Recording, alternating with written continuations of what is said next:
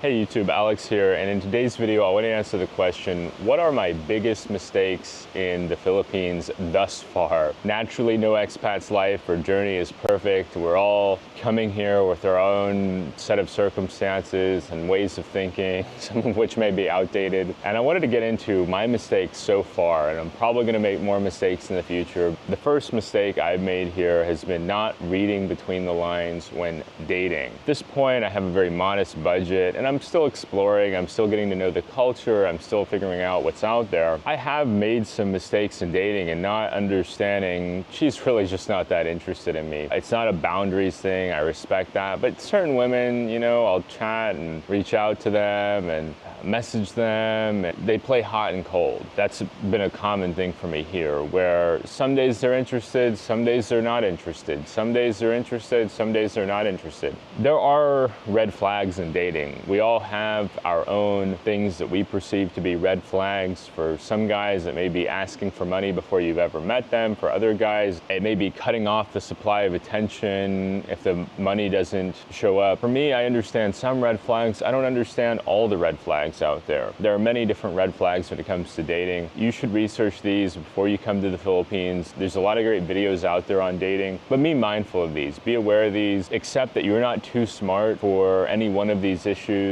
to be a problem for you. We all have different weaknesses or different hang-ups or different things where our perception may be off or may be inaccurate, and I'm not above this. I'm not some dating genius. I'm not some maverick when it comes to dating. I've made dating mistakes here and sunk too much time into what I thought was a potential relationship, dreaming and hoping that this beautiful Filipina would reciprocate, would be interested in me, and I would have been better off going on more first dates. So this is where the solution to this I would suggest for you to avoid my mistake: go on tons of first dates. Now, I know immediately going to get the response, oh, you're a chick boy. No.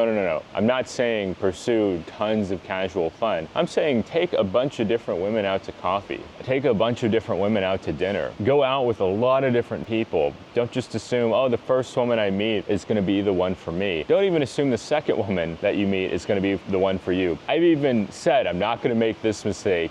I'm not going to make that mistake. And then I proceeded to make that mistake. I'm not above it. Us guys, we're not always thinking clearly when we meet a gorgeous woman, and I argue that 80% of the women here are gorgeous. So think through things, read between the lines, really do your best to assess, is she interested in me, or is she interested in something else entirely? Is she interested in somebody else entirely? People are fallible, humans make mistakes. And it's very valuable to accept reality, to not project your feelings onto them, to think, well, I like her, so she must like me. Not always the case, guys. The beautiful thing about dating here, there are a lot of wonderful single women, and you're not going to run out of potential partners. It's a fantastic place for dating. If dating is a top priority, you might even consider looking at the bigger cities in the Philippines. I think you're just going to have the law of numbers there, where there's just going to be a lot more single people in general, and you can go on a lot more dates. You can meet a lot of different people. You can meet people from all over the country too. Like, I found Cebu and Manila are full of Filipinas from all over the country who move there for work, education, different purposes. And if you're in a smaller town, especially one with a lot of foreigners, you're just not going to stand out. You're not going to be that spectacular here in Dumaguete compared to being in either a different city entirely or a bigger city where there's just more people. And those cities will offer a lot more variety in terms of people with different kinds of life experiences. You may be in a certain industry looking for somebody else that also works in that industry. There's a lot of factors that you could change up to kind of counteract this mistake that I've made. The next mistake that I've made here in the Philippines is forgetting names, and this is a big one. Filipinos and Filipinas have often very sing-songy kind of names, very beautiful names. You see Lynn a lot, you see the Cher. They like their names. Their parents really pick their names out well. They differentiate themselves from the world around them through their names. I've found they're also very good at remembering faces, recognizing faces, and so it does seem to hurt people's feelings here when I forget their names. You could say it's a worldwide thing, but even more so the case here, where when I've met somebody and I go to meet them at a later date and I can't remember their name, another way you can get in trouble here is if you've been going on a lot of dates lately and you misname the woman you're going on a date with. Her name's Lisa and you call her Joanne. That's an awkward situation. I've caught myself before I did it. Fortunately, I did not get a nasty look or vocalized frustration, and I would have deserved it. Let's be honest here. You can't remember somebody's name that you're on a date with. Maybe you're going on too many dates. But yeah, that's something to think about. Like if you are going on a lot of dates and you're meeting a lot more people than you'd ever meet back home. Like back home, it's rare for me to meet people.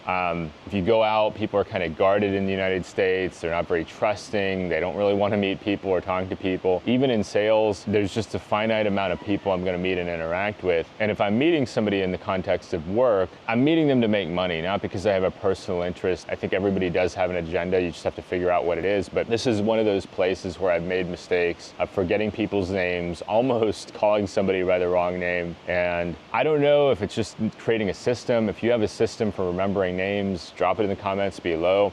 I've heard one trick is to spell their name when you meet them, but yeah, I'm already thinking of faces of people I remember where I don't remember their name, and I'm thinking, oh, this is going to be an awkward conversation next time I see them, because Dumaguete is a small town, and I inevitably run into people again and again and again, and I'm not looking forward to, oh, and what was your name? Oh, man. So yeah, avoid the embarrassment if you can. Try to remember people's names. Come up with a system to remember names, to get acquainted with people, to build on those relationships. People do appreciate it anywhere you go in the world when you remember their name and they feel like your interaction meant something to you and that you consider them a valuable person in your mind. So even if they're not somebody that maybe you think you'll see all the time, things might change. You might start seeing them more often. I try to remember people's names. I try to get people's names down, especially if I know I'm gonna see them on a regular basis. The vloggers are easy. I've been watching these Dumaguete vloggers for years. I remember all their names. I've watched countless videos by them. But when it comes to the non-vloggers or the people that you just interact with, like people at restaurants, hotels, gyms, different kinds of establishments, try to get their name down. It'll make them feel good. It'll make you feel good. It will reduce awkward situations. And it's all around just a nice thing. Makes people feel special. Makes you feel like you're integrating and you're becoming a greater part of the community, that you're not just here on vacation. It's something that I regret not getting better at. It's something I do work on. It is a mistake that I've made here. The next mistake I've made here is not downloading maps. So Google Maps has a feature where you can download the map for offline use.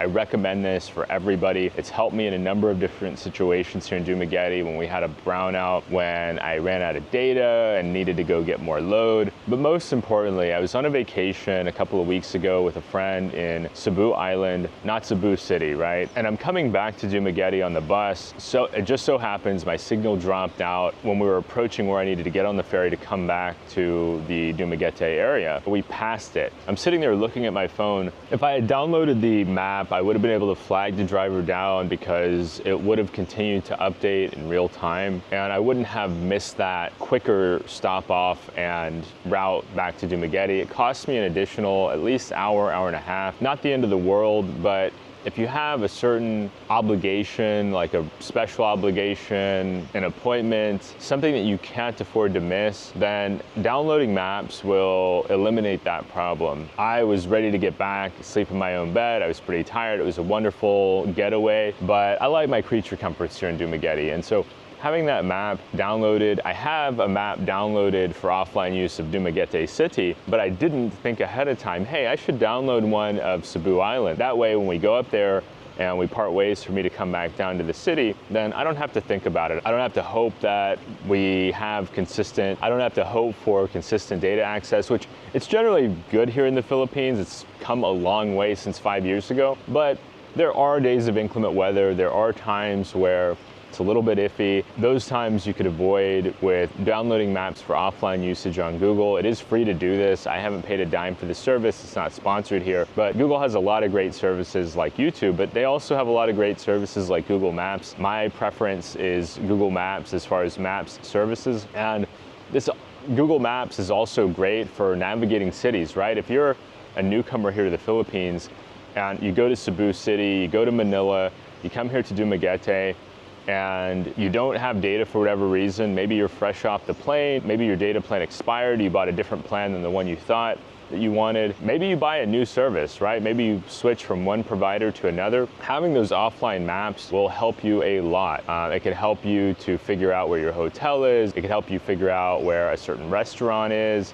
Maybe you want to go check out the coffee shops you've heard about here in Dumaguete. You want to go down to one of the malls. Having the offline map will save you so many hassles, so many headaches. I can't recommend it enough. There's so much convenience to be found there. And maybe you download that offline map, you get to Dumaguete, you're trying to find a place where you could buy a SIM card, and without even having yet bought a data package, you route to the data service provider and then you pop that SIM card in. Now you've got data, you don't have to worry about it. Having those digital services here will make your travels, your expat life so much easier. It's something I can't recommend enough. Shout out to my channel member and friend Eric who suggested this tip to me, and I'm grateful for these kinds of services. They're really good for newcomers and they will help you navigate effectively. I think this is even more so the case if you go to a big city like Manila or Cebu. These are huge cities, Davao for example. While your driver, if you hire a Grab driver or you hire a taxi driver, they're gonna know their way around the city most likely, but you're a newcomer, you don't quite know your way around. I feel very safe here in the Philippines, but if you are not accustomed to traveling overseas like I am, having these map services will really help you out. Like I said, there's no charge. You don't have to worry about paying a subscription fee or anything like that. Just download, have the extra space in your phone for these downloads. I think you can download them on computers as well, so you might want to have one on your laptop for backup in case your phone runs out of battery, you can't charge it, then maybe you've got your laptop charged up and it's able to get you to where you need to go. It's just an extra layer of comfort when you're navigating some of these really big cities in the Philippines especially, because it just takes some time to learn them and learn your way around and to get the lay of the land. After a while you'll be comfortable, you'll learn your way around town. I know Dumaguete like the back of my hand now. You could probably put me on most any street in the city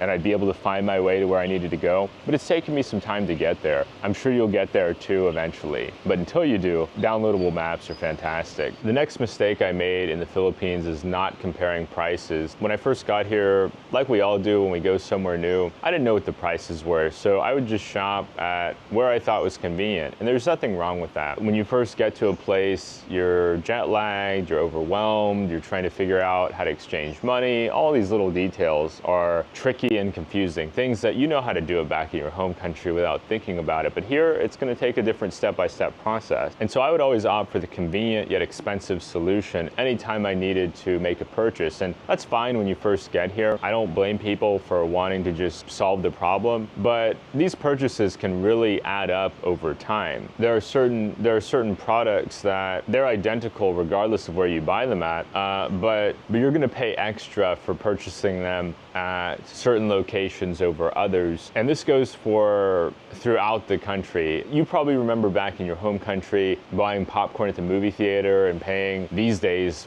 $37 for a bucket of popcorn, and yet that same popcorn at Walmart would cost 75 cents. You will pay for convenience anywhere in the world, and it's definitely worth it when you first get here, but over time, these purchases can really add up. You may consider, if you are in a modest budget, if you are budget conscious, that it's worth shopping around. It's worth asking longtime expats, hey, where do you shop for this? Where do you shop for that? A common one I hear about is that when an expat wants to get groceries, they send their girlfriend out. They actually hand her the money and send her to the market, because if she's seen with him, the prices are going to go up. They're going to think, wow, she's with a wealthy foreigner, she can afford to pay extra. I've heard of situations where the guy sends the girlfriend out to make a purchase, and then when he shows up to review, all of a sudden the price goes up 20%. I'll never fault a business for trying to make $1. That's the purpose of having any business. And for the high rollers, they don't care. Some of you guys, I'm sure you're doing very well for yourselves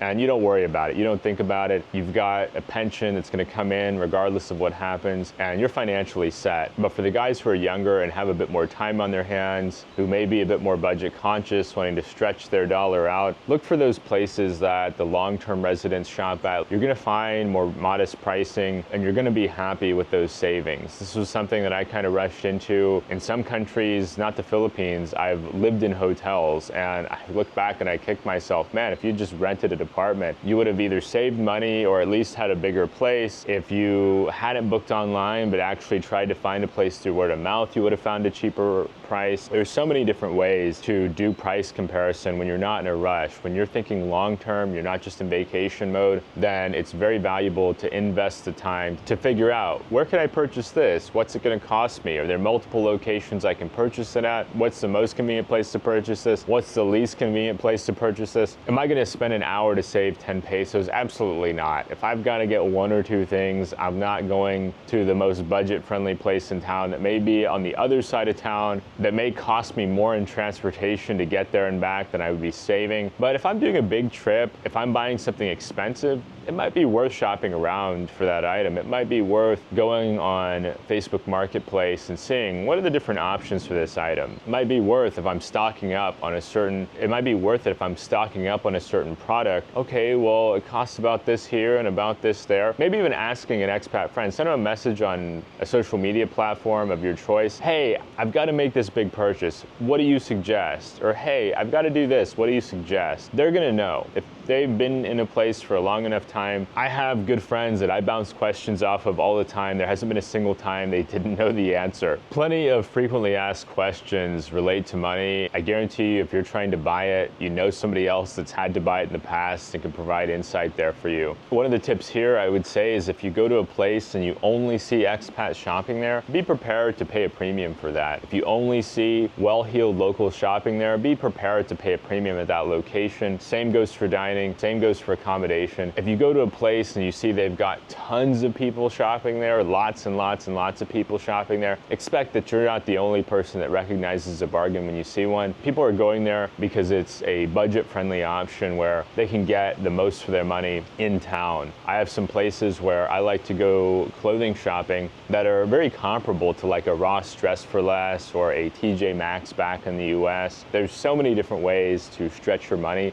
The biggest mistake I made was assuming, especially my first month or two when I got here, that I should just go for the easy option. That's fine when you're on vacation and you're trying to save time and you want to knock out a bunch of things in a short amount of time. But if you've got a little bit more time on your hands, I think it really pay off to shop around and to get to know the different options. If you're enjoying this video, by the way, please subscribe to the channel down below. It will help you to continue to see my videos moving forward. Only around 23% of my audience is subscribed to the channel, so yeah, that would really help for you to see these videos. The fifth and final mistake that I made here in the Philippines is that I called somebody a friend too quickly. Now, you can run into this in any expat destination. You're inevitably going to meet other foreigners. I've had this experience in Latin America, other parts of Southeast Asia. It's just going to happen, and you may have not had as many friends back home just because of being busy. I mean, I moved around a lot. There are a lot of different reasons as to why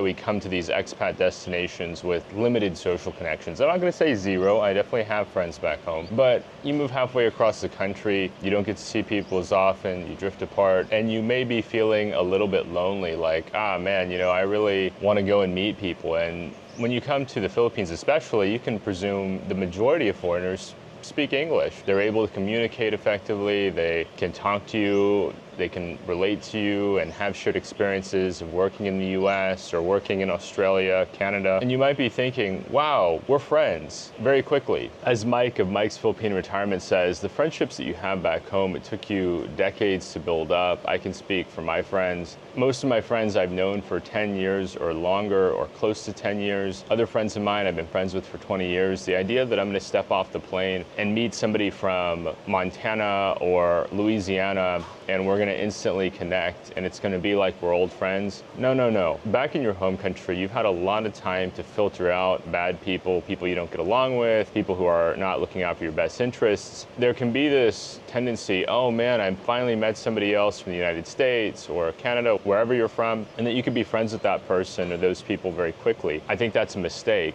of the people that you meet, of the expats that you meet, maybe half or less will be long-term friends of yours. And of those long-term friends, half of those will probably just remain Facebook friends. The first thing is that these places are transient. People come and go all the time. Every day, planes land here in Dumaguete. Every day, planes take off from here in Dumaguete. And every day, there are expats coming in both directions. Some people, they come thinking that's going to be a lifetime move. They get tired of it after a month. They go somewhere else in the country. Others find, hey, you know what? I want to go to Latin America, I want to go to Europe. Some of it is not even that things go south or something bad happens, it just happens you're going in two different directions in life. Some of it is shared values. Sometimes you just find out you have a certain set of values, the other person has a different set of values. You find out something about somebody that makes you not want to be friends with them. They may have a rap sheet, they may be running from some kind of major disqualifying issue they tried to keep hidden. There could be any number of reasons as to why a friendship doesn't work out. I find that what I have in expat hotspots, a ton of acquaintances and typically very few friends. I could probably count my real friends here on like one hand. You want to be friendly, you want to be friends with other people. It takes you a long time to suss out who you can and can't trust. People reveal their true character over time. Somebody that's really nice for a week, and this goes for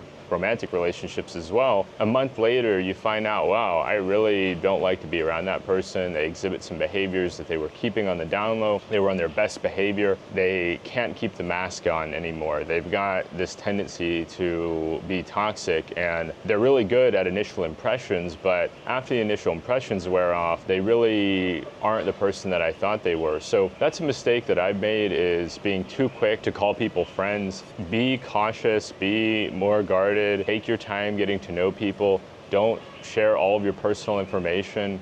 Don't tell them, oh, I live in this neighborhood and I eat at this restaurant. I'm here every week at this time. You don't know their backstory. You don't know what their nature is like right off the bat within a week or two. They might be giving you a fake name, right? I mean, they could be giving you all kinds of details that are total lies. You're probably not gonna have the time to research these people. I mean, most of us, when we meet somebody new, we don't go home and put them into a background checker. We don't necessarily ask around town, hey, did you meet this person? What do you think about them? Toxic people that are self-aware, they know their behavior is problematic, and rather than trying to improve it or to heal, they try to get better at hiding it. And some get very, very good at hiding it over the course of their lifetime. I'm not suggesting you can't have friends here. I've found some great friends here, people that will be lifelong friends to me, but take your time. Don't rush into it. Don't assume that just because you're from the same country or you work in the same industry or you speak the same language, that somebody's gonna automatically be your friend. Fortunately, I haven't suffered that much based on this mistake, but I could have saved time for people I get along with better, time that could have been spent doing other things. Thank you so much for watching. Let me know what you think down in the comments below. What are some of the mistakes you've made in your expat journey, your life overseas? It always helps to generate interesting discussion. Next, give us a thumbs up. It helps with the YouTube algorithm. And finally, subscribe to the channel down below if you want to see more content like this. And we'll see you soon. Bye-bye.